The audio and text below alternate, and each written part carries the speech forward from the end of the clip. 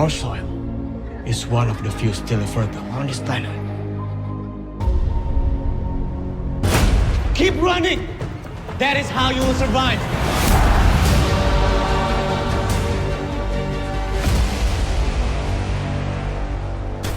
Tahun 2019 emang baru 2 bulan sih, tapi ternyata di bulan kedua ini udah ada satu film yang exciting juga ya. Tanggal 21 Februari kemarin ada satu film lagi nih yang menurut gue cukup beda, judulnya Foxtrot 6, kalau disingkat F6, bukan F7.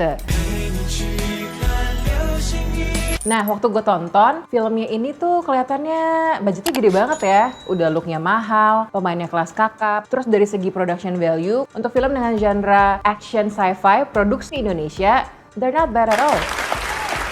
Sebenarnya si Foxtrot 6 ini bercerita tentang apa ya? Nah, terus terang pas gue nonton, entah karena gue nggak fokus atau apa, gue tuh agak-agak lost sama ceritanya. Terus di babak kedua, gue baru mulai menyimpulkan sendiri. Oh, nih ada pemerintahan yang dikuasai satu partai yang jahat. Presidennya waktu itu lagi berkuasa. Ada partai pemberontak juga. Ada si Angga ini, dia di tahun 2031 memegang posisi sebagai anggota dewan. Terus karena ada satu kejadian, dia jadi dikejar-kejar sama satu tokoh antagonis lainnya, namanya Wisnu yang diperankan oleh Edward Akbar. Nah, si Wisnu ini itu tuh kayak pemimpin pasukan militer Indonesia di tahun 2031. Masalah utama di film ini, baik dari tahun sekarang sampai 2031, itu tuh masalah kelaparan. Terus suasana yang digambarin tuh apa ya? Kayak kelabu banget, kayak abis kiamat gitu. Di masa-masa kira-kira abis kiamat ini, yang kaya tetap ada dan jomplang banget, yang berkuasa tetap ada, tapi rakyatnya semuanya kelaparan. Ini sebenarnya penggambarannya mungkin kayak Indonesia dari dunia lain atau gimana, jadi kayak film-film distopia gitu. Menurut gue ceritanya lumayan progresif sih. Universe-nya sendirilah si Indonesia di film ini.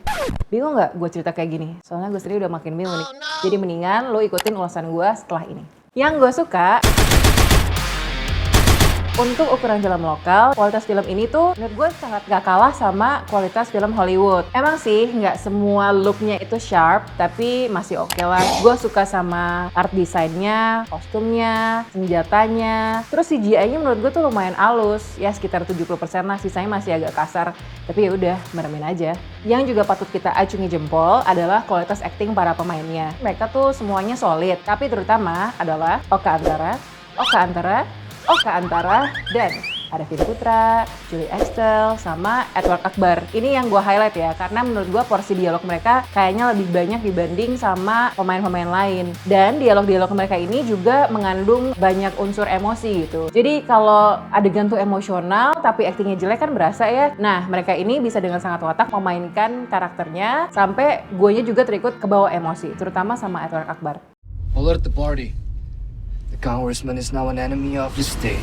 Selain itu, gue paling suka sama action scenes-nya, karena menurut gue selain kece, terus juga delivery-nya rapi. Kita kayak nggak dikasih napas gitu, yang terutama adalah sadis. Makanya nih, karena banyak adegan sadis, jangan sampai kalian bawa anak kecil ya ke film ini. Tapi intinya, highlight dari film ini adalah sekian banyak adegan action yang menurut gue patut diacungi jempol, karena sangat gue nikmati, dan juga deretan pemainnya. Gila sih, gue baru kali ini nonton film banyak banget ya yang cakep-cakep, pantesan gue nggak fokus. Ini tuh kayak nonton Power Ranger, tapi hot semua. Yang gue bingung,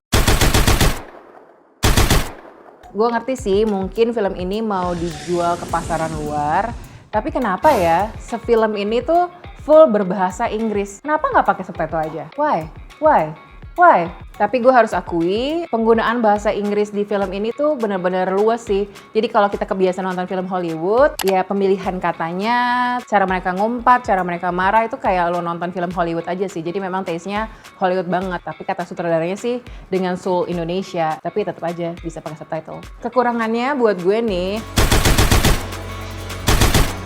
keluar dari bioskop, biasanya gue bisa menyimpulkan satu cerita tuh tentang apa, atau bisa mengurai dari awal sampai akhir. Nah, ini tidak terjadi di Foxtrot 6 ini. Gue rada bingung mau ngejelasin ke temen gue itu tadi cerita apaan. Jadi kayak ada bagian yang ngejelimet, dan mungkin apakah ada bagian yang diedit terlalu banyak, sehingga gue ngerasa kayak nggak ngalir, ada yang bolong, terus background story masing-masing anggota Foxtrot 6 ini menurut gue nggak terlalu kuat. Jadi gue lebih ngerasa gue masuk ke dalam satu scene di video game dan ikut keseruannya aja, mereka bunuh-bunuhin orang lah, berantem, ya pokoknya lebih ke itu sih rasanya setelah nonton. FYI, karena mengusung taste Hollywood tadi, nih kalian nanti habis nonton tungguin ada 2 after credit scene yang ya lumayan buat hiburan. Bau-baunya jangan-jangan ada cerita selanjutnya nih. Anyway, jadi kalau misalnya gue ukur di tapiometer gue, Foxtrot 6 dapat nilai 7,8. Gue suka banget look filmnya, acting para pemainnya, sama scene-nya. Pokoknya keseluruhan visual look-nya tuh bagus sama